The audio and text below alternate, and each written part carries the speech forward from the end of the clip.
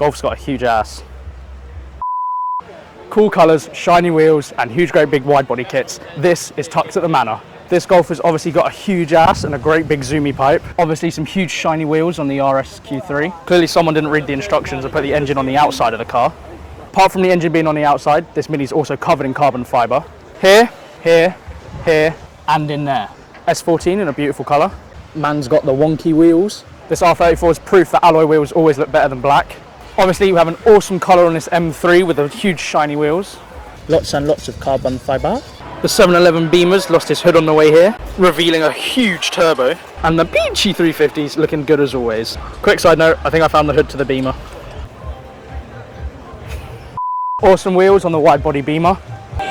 Speederman.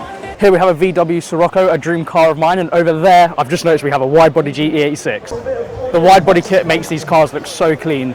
Okay, so here we have an RX-7 with the wide rear arches and a huge carbon fibre hood. Here we have a Mini with a few more modifications than just the John Cooper Works body kit. I see a Honda S2000. Let's go check it out.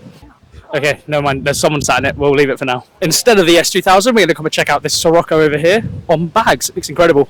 So I love all the modifications that have been done to this car, but I have to admit that colour on that pinstripe looks absolutely incredible. It really finishes the car together.